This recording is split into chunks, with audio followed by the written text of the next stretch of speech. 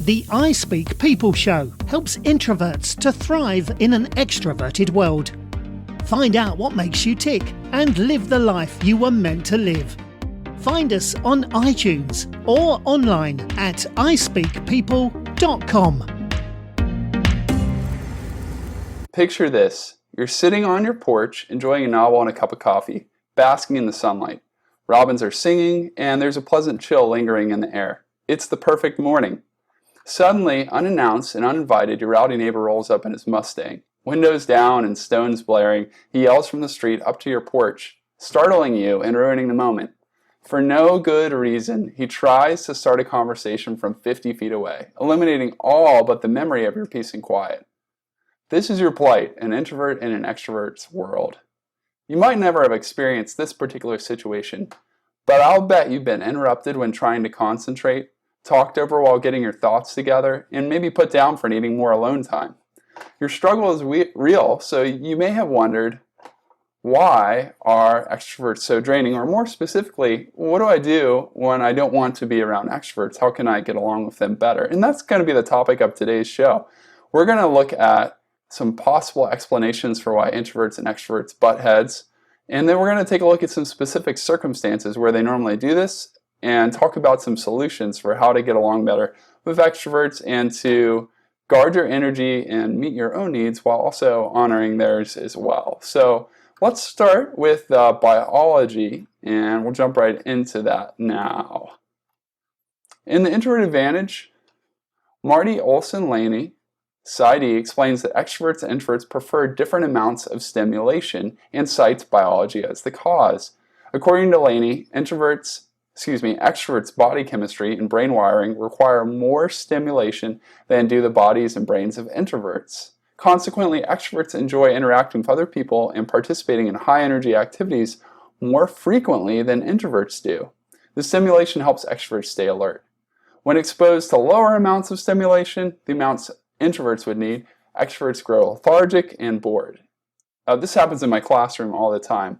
When the room's quiet, the introverts scrawl happily on their papers while the extroverts wilt and complain, "I'm bored."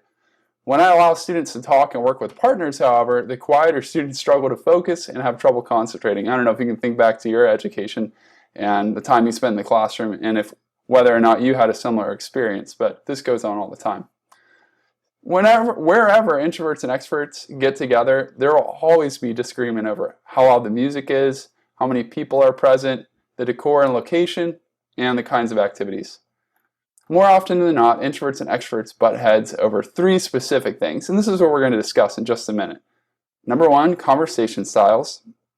2, workspace setup. And 3, ways to spend their leisure time. So let's start with some conversational style differences, and then we'll talk about what we can do about them. Introverts and extroverts get on one another's nerves when talking to each other. And part of the problem is a difference in brain wiring. The pathway from an extrovert's mind to her mouth is shorter than the same path in an introvert. So as a result, extroverts desire more back and forth in conversations and generally talk at a faster clip. It's not as hard for them to get their ideas to their mouth. And as I mentioned before, they also need more stimulation beyond their A games. Introverts, in contrast, prefer to share fully formed thoughts and get annoyed when interrupted. So you can see the tug-of-war that would take place there. One needs more time, the introverts, and the other wants to speak at a faster rate, just for processing and for general overall enjoyment, needing more stimulation. So really accommodating both introverts and extroverts is pretty difficult. It's hard to make both happy. But here's some suggestions for how you might do that, especially coming from an introvert standpoint. Number one, you could prioritize. So one practice you might find helpful is to get clear on what really matters to you and just wait to talk until that subject comes up. So for instance, I'm okay letting extroverts do most of the talking. I don't mind waiting to share my opinions until I'm spending time with close friends and family, and I'd imagine for the most part you might be the same way. When someone starts to rail against introverts, for example, I do decide to interject. I talk because if I don't say anything, I'll end up perturbed and drained with no outlet. So it's important that I get that out right there. Another strategy you might want to employ is to follow up. So, when you're having a conversation, you might not think of what you really want to say until after the conversation's over. And a way that you can solve your problem is to, first of all, not beat yourself up for that, but to send a text or email after the fact. So my best thoughts, for instance, come to me after a conversation ends, and Believe me when I say this isn't a coincidence. I think this is the case for all introverts, really, where our brains work most effectively when we have space and time to process. So rather than beating yourself up again for how you're wired, share your post-conversation thoughts via text or email. There's no shame in doing that, and you'll be more articulate, more put together, and it's not like the conversation has to end right at that moment. Okay, a third strategy is to request quiet. You can ask for it.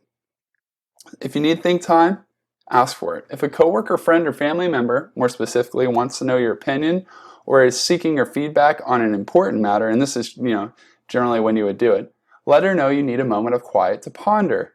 Because you want to provide the most helpful input possible, you'd appreciate it if she could wait for a minute so you can get your thoughts together. You might say something like, I want to offer you helpful feedback. I need a moment to think, please. And generally they'll be respectful of that. And then a fourth and final idea is just to stretch yourself.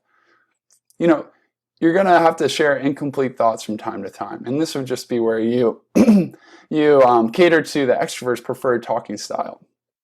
Your extroverted friends, family, and coworkers will appreciate you stretching yourself and just putting your unformed thoughts out there. And it's an especially important skill for those of you who are married to or working with extroverts closely on a regular basis. And, that's most of us, honestly.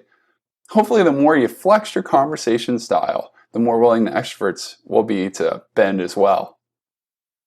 That's what you do in conversational situations, or those are some ideas. Those aren't everything, but those are some suggestions that I'd recommend you try.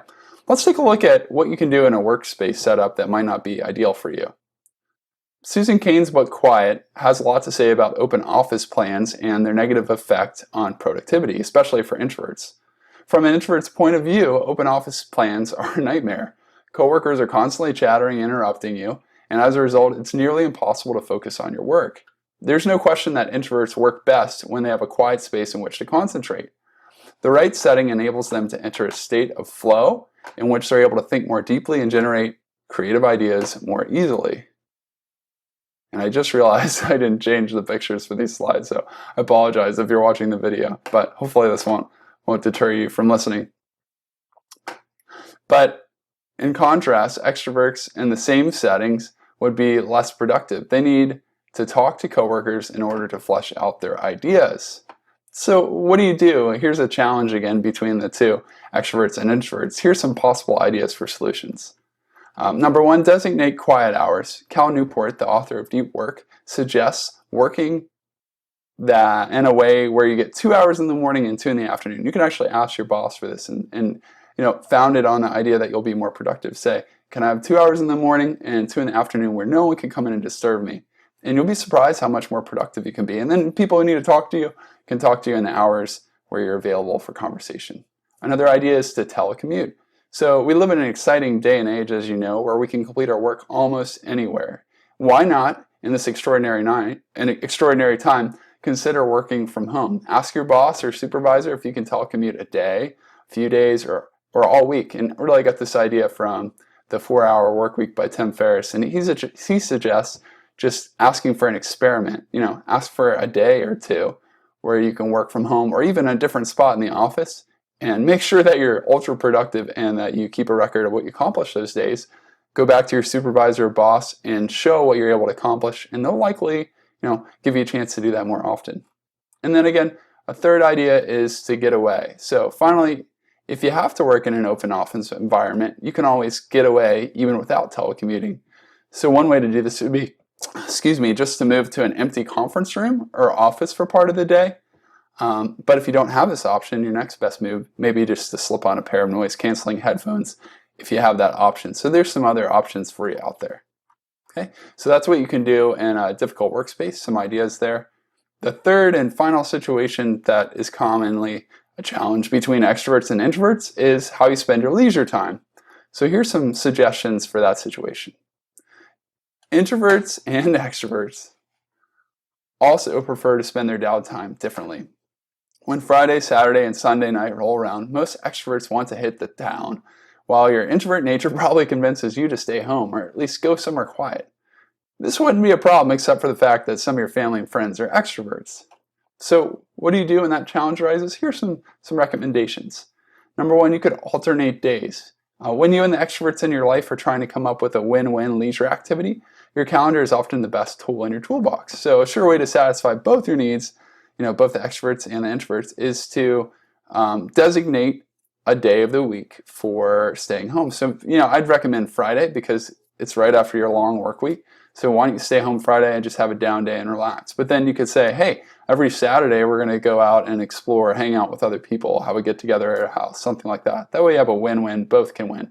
Another idea is to limit your time out. So maybe you decide that because your extrovert friends are throwing a party and they desperately need you to come, you're going to go. But you tell them, after an hour or two has gone by, I have to leave. And you guys can keep hanging out. Don't let me hold you back. So you can allow them to have as much time as they want, but you can also be meeting your needs at the same time. A third idea is to go out when you don't feel like it. Now, hear me out on this one. This might sound a little weird, but there will be times when you just don't feel like going anywhere, but you should anyway. When I'm on my way to a party or a gathering of some kind, usually those that I schedule a couple weeks in advance, I often feel like staying home. I almost never really want to go. I dread the event the whole way there, yet somehow by the end, I'm glad I came and end up having a good time. So there's sometimes you're just not going to feel like going, and I'm sure you've experienced this, but that you should just go anyway, and it might get better. And just because there's a party doesn't mean you have to be at the center. You might find someone really cool to talk to on the side, or I don't know, some fun activity to do. I actually have another piece of content you might want to check out, how to have an introvert-friendly party. I'll put a link to that in the show notes, which you can check out today.